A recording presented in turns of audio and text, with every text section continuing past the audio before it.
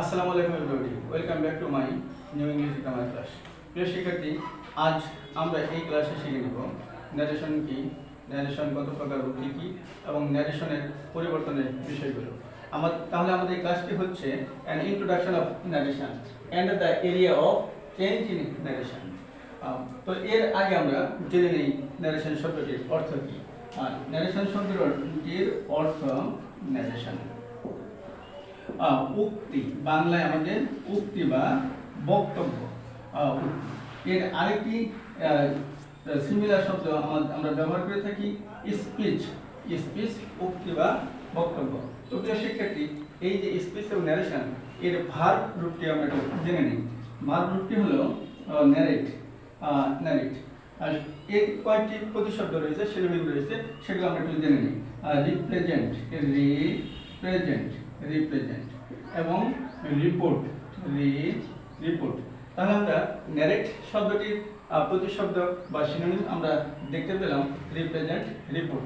প্রত্যেকটির অর্থ হলো উপস্থাপন করা, রিপ্রেজেন্ট উপস্থাপন করা, রিপোর্ট বলা বা উপস্থাপন করা অথবা প্রতিবেদন করা। তো আমরা এখন ন্যারেশনের সংজ্ঞাটা আমরা একটু জেনে নিই। তো সেক্ষেত্রে আমি বোর্ডটি ক্লিন করতেছি। এখানে আমি দুইটি সংজ্ঞা দিয়েছি। একটি definition, to report or represent the speech of the speaker to other person or other is called narration. অর্থাৎ কোনো ব্যক্তির বক্তব্য অন্য কোনো ব্যক্তির নিকট উপস্থাপন করা বলাকে ন্যারেশন বলে। আরেকটি ডিফিনিশন আমি দিয়েছি, the process of exchanging idea is called narration. ভাব বিনিময়ের প্রক্রিয়াকে ন্যারেশন বলে। প্রিয় শিক্ষার্থী, এখানে একটু বলে নেই, আমাদের দৈনন্দিন জীবনে আমরা একে অপরের সাথে কমিউনিকেট করি, আমাদের ভাব বিনিময়টা আমরা করে থাকি। এই যে আমরা কমিউনিকেট করি এবং ভাব বিনিময় করি, এই ক্ষেত্রে আমরা কী করি, অনেক সময় এক ব্যক্তির কথাকে অপর ব্যক্তির কাছে আমরা উপস্থাপন করে থাকি। এই যে উপস্থাপন করি, এই উপস্থাপনের প্রক্রিয়াটাই হলো ন্যারেশন। তাহলে আমরা দেখে নেই এই ন্যারেশন, এই প্রক্রিয়ার সাথে কয়জন ব্যক্তি জড়িত। এই ব্যক্তিগুলো আমরা যদি জেনে নেই, তাহলে আমাদের ন্যারেশন পরিবর্তন করতে এবং ন্যারেশন সম্পর্কে জানতে আরও সহজ হবে। তো এখানে আমি একটি সেন্টেন্স লিখে রেখেছি, Fahad said to Fatima. Fahad said to Fatima, I am reading now. Fahad ফাতিমাকে বলতেছে, আমি এখন পড়তেছি। এই যে ফাহাদের কথাটা আমি উপস্থাপন করলাম, এখানে আমি যে উপস্থাপন করলাম, আমি রিপোর্টার। যে উপস্থাপন করে সে সাধারণত কি রিপোর্টার বা প্রতিবেদন যে দেয় সে রিপোর্টার। তো আমি প্রথম ব্যক্তি, এখানে আমি কি পেলাম, প্রথম ব্যক্তি বা প্রথম পার্সন, আমি আই নিজে সরাসরি আমি রিপোর্ট করি, তাহলে আমি কি আই। এই ব্যক্তিটা হলো কি রিপোর্টার, রিপোর্টার। অর্থাৎ এই রিপোর্টার কথাটিতে বা অন্যের বক্তব্যটিকে উপস্থাপন করে অন্য একজনের কাছে। তো এখন দেখি এরপরে এই যে রিপোর্টার, এই রিপোর্টার কার বক্তব্যটি উপস্থাপন করে। এখানে দেখলাম ফাহাদ সেড টু ফাতিমা। এই যে ফাহাদ, এই ফাহাদের কথাটি তৃতীয় ব্যক্তির কাছে উপস্থাপন করে। রিপোর্টার যার কথাটি উপস্থাপন করে সে হল স্পিকার। তাহলে এখানে ফাহাদ স্পিকার। তাহলে আমরা দ্বিতীয় ব্যক্তি পেলাম, দ্বিতীয় ব্যক্তি পেলাম কি আমরা স্পিকার, দ্বিতীয় ব্যক্তি স্পিকার। অর্থাৎ রিপোর্টার এই স্পিকারের কথাটি তৃতীয় ব্যক্তির কাছে পৌঁছে দিতেছে, অর্থাৎ বর্ণনা করতেছে। তো এখন তৃতীয় ব্যক্তিটা কি, তৃতীয় ব্যক্তি, এই যে তৃতীয় ব্যক্তি ফাতিমা, এই ফাতিমাটাকে আমরা কি বলবো, রিসিভার। কি রিসিভার, রিসিভার, রিসিভার। অথবা এখানে আমরা লিসনার বলতে পারি। তাহলে এখন আমরা যদি পর্যায়ক্রমে আবার কথাটি বলি যে কোনো ব্যক্তির বক্তব্য যে উপস্থাপন করবে সে হইল রিপোর্টার। রিপোর্টার যার বক্তব্যটি তৃতীয় ব্যক্তির কাছে উপস্থাপন করবে সে হল স্পিকার। অর্থাৎ স্পিকারের কথাটি তৃতীয় ব্যক্তির কাছে পরিবেশন করবে। আর এই যে স্পিকারের কথাটি যার কাছে উপস্থাপন করা হবে সে হল আমাদের কি রিসিভার। আমরা এখন তিনটে ব্যক্তিকে পেলাম, অর্থাৎ রিপোর্টার উপস্থাপন করবে স্পিকারের বক্তব্যটি, এবং স্পিকারের বক্তব্যটি এই রিসিভার কি করবে, রিপোর্টার কি করবে, রিসিভারের কাছে পৌঁছে দেবে। তো আমরা তিনজন ব্যক্তি পেলাম, একজন রিপোর্টার, স্পিকার এবং রিসিভার।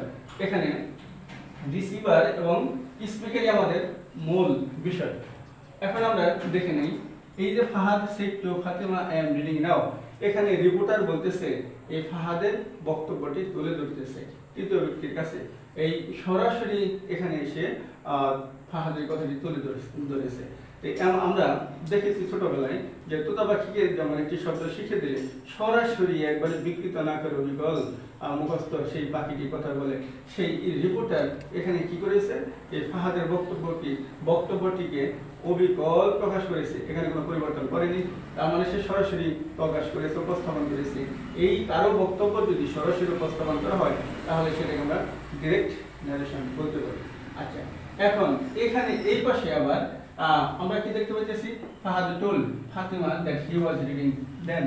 ফাহাদ ফাতিমাকে বলতেছে যে সে তখন পড়তেছিল। তার মানে এই রিপোর্টার এই ফাহাদের বক্তব্যটি তার নিজের ভাষায় উপস্থাপন করতেছে। আমরা সংবাদপত্রে দেখি যে রিপোর্টার বা উপস্থাপিকা যিনি উপস্থাপন করেন তিনি সংবাদটিকে নিজের ভাষায় অর্থের পরিবর্তন না করে বা কোনো তথ্যের পরিবর্তন না করে নিজের ভাষায় একটু সাজিয়ে গুছিয়ে রিপোর্ট করেন উপস্থাপিকা। ঠিক, এখন আমরা সঙ্গে আসতে পারি রিপোর্টার যদি স্পিকারের কথা সরাসরি উপস্থাপন করে তাহলে হবে ডিরেক্ট ন্যারেশন। আর যদি রিপোর্টার স্পিকারের কথাটি তার নিজের ভাষায় অর্থের পরিবর্তন না করে সাধারণ কিছু স্ট্রাকচার বা পার্সন পরিবর্তন করে অন্যের ভাষায় উপস্থাপন করে তাহলে হবে ইনডিরেক্ট ন্যারেশন। তাহলে সেক্ষেত্রে আমরা ন্যারেশন কয় প্রকার দেখতে পেলাম? ন্যারেশন আমরা দেখতে পেলাম দুই প্রকার, অর্থাৎ direct narration and indirect narration. তো আমরা এখন ন্যারেশন দুই প্রকার পেয়ে গেলাম। এখন এই যে দুই প্রকার ন্যারেশন এর কয়েকটা অংশ রয়েছে। এখানে আমাদের কি ডিরেক্ট ন্যারেশন এর মধ্যে আমাদের দুটি অংশ রয়েছে। এখানে আমি আন্ডারলাইন করেছি ফাহাদ সেড টু ফাতিমা। এইটাকে আমরা বলি সাধারণত রিপোর্টিং স্পিচ অথবা রিপোর্টিং ক্লজ। এই স্পিচ দ্বারা এই যে ফাহাদ কি ফাতিমার কাছে তথ্যটি পরিবেশন করেছে, অর্থাৎ স্পিকার যে স্পিচ বা বক্তব্য দ্বারা অথবা যে সেন্টেন্স দ্বারা তার মূল বক্তব্যটা উপস্থাপন করবে সেটা আমাদের রিপোর্টিং স্পিচ। তো এই যে এখানে আমাদের সেই মূল বিষয়টি আমাদের এখানে প্রকাশিত হয়েছে, উপস্থাপিত হয়েছে, আই এম রিডিং নাও, তার কথা সরাসরি। তো এটা হলো আমাদের রিপোর্টেড স্পিচ। তাহলে আমরা কয়টা অংশ পেলাম? এখানে পেলাম আমরা রিপোর্টিং স্পিচ, আর এখানে পেলাম আমরা কি রিপোর্টেড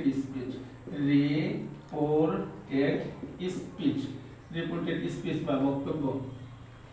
এই যে এখানে আমরা তাহলে একটি ডিরেক্ট ন্যারেশনের কয়টি পার্ট পেলাম? আমরা দুইটি পার্ট পেলাম। Number 1 reporting speech, number 2 reported speech. আচ্ছা, এখন আবার এখানে আমরা দেখতেছি যে এই যে রিপোর্টেড স্পিচটি আমাদের এই যে কমা, ইনভার্টেড কমা, এই ইনভার্টেড কমার ভিতরে আমাদের এই রিপোর্টেড স্পিচটি সর্বদা বসে।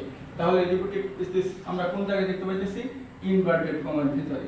এখানে আরেকটি বিষয় বলা প্রয়োজন যে এই যে আমাদের রিপোর্টেড স্পিচটি শুরু হবে এটা ক্যাপিটাল লেটার দ্বারা শুরু হবে, এটা রুলস অফ ক্যাপিটালাইজেশন। আর এই যে এই কমার পরে এবং ভিতরে যে সেন্টেন্সটা শুরু হবে প্রথম ওয়ার্ডটি আমাদের ক্যাপিটাল লেটার দ্বারা শুরু হবে। তাহলে প্রিয় শিক্ষার্থী, আমরা এখানে এই ইনডিরেক্ট ন্যারেশনের কয়টি অংশ পেলাম? দুটি অংশ, রিপোর্টিং স্পিচ আর রিপোর্টেড স্পিচ। এখন আমরা দেখব এই যে রিপোর্টিং স্পিচ, এই রিপোর্টিং স্পিচের কয়টি অংশ এখানে আছে এটা আমরা দেখব। এখানে আমরা দেখতেছি ফাহাদ একটি পার্সন, সেড টু হার এবং ফাতিমা। এই যে ফাতিমা, তাহলে এখানে কয়টি অংশ পেলাম আমরা এখানে তিনটি অংশ পেলাম। একটি ফাহাদ স্পিকার ক্রিয়াপদটি ব্যবহার করছে কি সেড টু, অর্থাৎ সেড টু দ্বারা তার বক্তব্যটা উপস্থাপন করেছে। এরপরে কার কাছে উপস্থাপন করেছে? ফাতিমা, তৃতীয় ব্যক্তি ফাতিমা, এটা আমাদের রিসিভার বা লিসেনার। তাহলে আমরা এটাকে এই ফাহাদকে আমরা স্পিকার পেলাম, স্পিকার হিসাবে পেলাম। এই স্পিকারের আরেকটি নাম আছে, সেটা হলো সাবজেক্ট, যেটা আমরা পরিবর্তনের সময় আমরা বলে থাকি সাবজেক্ট। আর এই যে ক্রিয়াপদটি এই স্পিকার যে ক্রিয়াপদটি ব্যবহার করে সেই ক্রিয়াপদটির নাম হলো রিপোর্টিং ভার্ব। কি? Reporting verb, reporting verb. এবং রিপোর্টিং ভার্বের পরে যে লিসনার থাকে আর যার কাছে উপস্থাপন করা হয় সেটা হলো আমাদের কি? রিসিভার অথবা লিসনার। লিসনার। তাহলে আমরা কি পেলাম? স্পিকার সাবজেক্ট পেলাম বা স্পিকার পেলাম, এবং কি রিপোর্টিং ভার্ব পেলাম 2 নম্বরে, এবং 3 নম্বরে পেলাম লিসনার বা রিসিভার। তো প্রিয় শিক্ষার্থী, আমাদের এই রিপোর্টিং স্পিচ বা রিপোর্টিং ক্লজের আমাদের কত অংশ পেলাম? স্পিকার অথবা সাবজেক্ট একটি অংশ, এবং রিপোর্টিং ভার্ব আরেকটি অংশ, 3 নাম্বার অংশ হলো আমাদের রিসিভার বা লিসনার। ঠিক এখানে আরেকটি অংশ রয়েছে, সেটি হলো আমাদের কি? এই রিপোর্টেড স্পিচ। এই রিপোর্টেড স্পিচের আমাদের কি আছে? ঠিক একই রকম হবে, সাবজেক্ট, এরপরে ভার্ব, এরপরে আদার ওয়ার্ড বা এই এক্সটেনশন থাকবে। তো আমাদের মেইন যে আমাদের ডিরেক্ট ন্যারেশন এর মোট 2টি অংশ, রিপোর্টিং স্পিচ আর রিপোর্টেড স্পিচ। রিপোর্টিং স্পিচের আবার কত অংশ পেলাম? 1, 2, 3, অর্থাৎ স্পিকার, রিপোর্টিং ভার্ব এবং লিসনার। এখানে আমাদের জেনে রাখা ভালো যে এই যে রিপোর্টেড স্পিচ এটা সর্বদা কিসের ভিতরে বসে? এই ইনভার্টেড কমার ভিতরে বসে। তো প্রিয় শিক্ষার্থী, আমরা ডিরেক্ট ন্যারেশনের অংশগুলি আমরা পেয়ে গেলাম, পার্টসগুলি পেয়ে গেলাম। এখন আমরা দেখব যে ইনডিরেক্ট ন্যারেশনের কয়টি অংশ রয়েছে। এখানে আমরা ইনডিরেক্ট ন্যারেশনের একটি সেন্টেন্স আমরা দেখতে পেয়েছি। হ্যাঁ, তবে এখানে কিছু পরিবর্তন হয়েছে, এখানে ক্রিয়াপদের পরিবর্তন হয়েছে, এবং পার্সনের পরিবর্তন হয়েছে, এবং অ্যাডভার্বের পরিবর্তন হয়েছে, এবং লিঙ্কার্স হিসেবে বা কনজাংশন হিসেবে আমাদের দ্যাট ব্যবহার হয়েছে। সেন্টেন্স অনুযায়ী আমরা দ্যাট ব্যবহার করি, ইফ ব্যবহার করি, এবং টু ব্যবহার করি, ইত্যাদি ব্যবহার করি। সেগুলো আমরা পর্যায়ক্রমে আলোচনা করব। তো আমরা এখন দেখতে পেলাম যে এই ডিরেক্ট ন্যারেশন কি, ইনডিরেক্ট ন্যারেশন কি, ডিরেক্ট ন্যারেশনের কয়টি অংশ এবং ইনডিরেক্ট ন্যারেশনের কয়টি অংশ। প্রিয় শিক্ষার্থী, আমরা আর একটি উদাহরণ আমরা দেখি আমাদের ন্যারেশনের পরিবর্তনের বিষয়টি পরিষ্কারভাবে জানার জন্য। এই সেন্টেন্সটি যদি আমি এভাবে লিখি, Fahad said to Fatima, Fatima, what is your name, এখানে আমরা কি দেখতে পেয়েছি? এই যে ফাহাদের, আমি রিপোর্টার, আমি ফাহাদের কথা উপস্থাপন করতেছি যে সে তাকে বললো তোমার নাম কি, তার মানে তোমার নামটি জিজ্ঞেস করা হয়েছে। আগেরটা ছিল সেন্টেন্স প্যাটার্ন একটি, এখন আমরা দেখতে পাচ্ছি ভিন্ন প্যাটার্নের sentence, that means interrogative sentence. আমরা প্রিয় সেক্ষেত্রে আমরা জানি সেন্টেন্স কত প্রকার? 5 প্রকার। According to the meaning sentence 5 প্রকার: অ্যাসার্টিভ, ইন্টারোগেটিভ, ইম্পারেটিভ এন্ড কি এক্সক্লেমেটরি। তো এগুলো আমরা পর্যায়ক্রমে চেঞ্জ করব। তো আমরা এখন দেখতেছি কি কি পরিবর্তন করা যায়। সে আগের মতো আগে এই সেটটুর পরিবর্তে আমি কি করে নিয়েছিলাম? টুল নিয়েছিলাম। এখন এই সেটটুর পরিবর্তে আমাদের কি হবে? আস্কড হবে, যেহেতু এটা ইন্টারোগেটিভ সেন্টেন্স। এরপরে কি অবজেক্ট আমরা লিখে যাব। এখন আমাদের একটা রুলস আছে, ডব্লিউএস ওয়ার্ড থাকলে এই কমার জন্য কিছু ব্যবহার করতে হয় না। আমরা এই ডব্লিউএস ওয়ার্ডটি আমরা বসিয়ে দেব ওয়ার্ড। এই ওয়ার্ডটা কি হবে? এই অবজেক্ট নাম, অবজেক্ট অনুসারে পরিবর্তন হবে। হাত নেম, ওয়াচ, ফুল স্টপ। প্রিয় শিক্ষার্থী, এখানে আমাদের ন্যারেশনের কয়টি স্থান পরিবর্তন করতে হয় তার জন্য আমি সেন্টেন্সটি লিখে দিলাম। তো এখানে আমরা কয়টি স্থান দেখতে পেলাম? রিপোর্টিং স্পিচ, রিপোর্টিং ভার্ব পরিবর্তন, ইনভার্টেড কমা পরিবর্তন, এবং টেন্স পরিবর্তন, পার্সন পরিবর্তন, এবং কি সেন্টেন্স পরিবর্তন। তার মানে ইন্টারোগেটিভ সেন্টেন্স ছিল, পরিবর্তনের পরে আমাদের কি হয়েছে? অ্যাসার্টিভ সেন্টেন্স হয়েছে। এখানে একটি কথা বলা প্রয়োজন যে ন্যারেশন পরিবর্তন করার পরে ইনডিরেক্ট ন্যারেশনে সকল প্রকার সেন্টেন্স আমাদের কি হবে? অ্যাসার্টিভ প্যাটার্নে হবে, অ্যাসার্টিভ স্ট্রাকচারে হবে। তো প্রিয় শিক্ষার্থী, এখন আমরা দেখব এই ন্যারেশনের কয়টি জায়গা আমরা পরিবর্তন করলাম, কয়টি স্থান আমরা পরিবর্তন করলাম। নাম্বার 1 পরিবর্তন করেছিলাম কি? Reporting verb. এক নম্বরে যে পরিবর্তন করেছিলাম সেটা আমাদের কি? Reporting verb. 1 নম্বর পরিবর্তন হয়েছিল। তো এই রিপোর্টিং ভার্বটি আমাদের সেন্টেন্স অনুসারে আমাদের প্রয়োগ করতে হবে বা পরিবর্তন করতে হবে।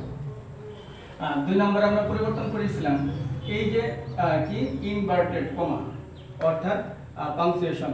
আমরা পাংচুয়েশন বা ইনভার্টেড কমা পরিবর্তন করেছিলাম পাংচুয়েশন, অথবা আমি ব্র্যাকেটে লিখে দিলাম inverted comma, inverted comma, inverted comma.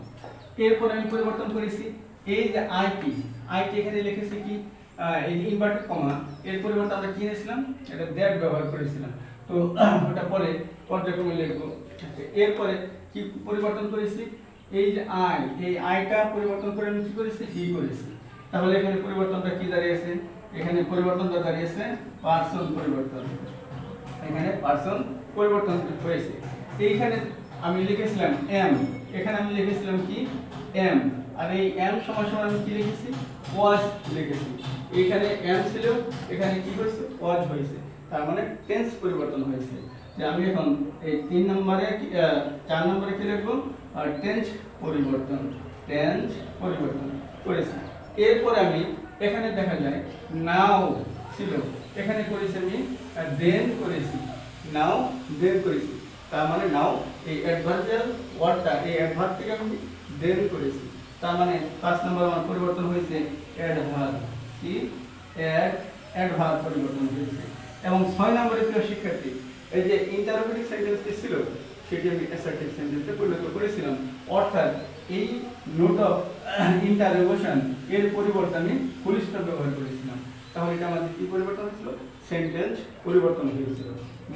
Sentence পরিবর্তন, সেন্টেন্স পরিবর্তন, সেন্টেন্স পরিবর্তন, পরিবর্তন।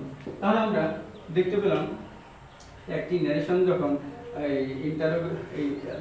ডিরেক্ট ন্যারেশন থেকে ইনডিরেক্ট ন্যারেশন আমরা পরিবর্তন করব, তখন আমাদের এই 5টি প্লেস আমাদের খেয়াল রাখতে হবে পরিবর্তনের জন্য।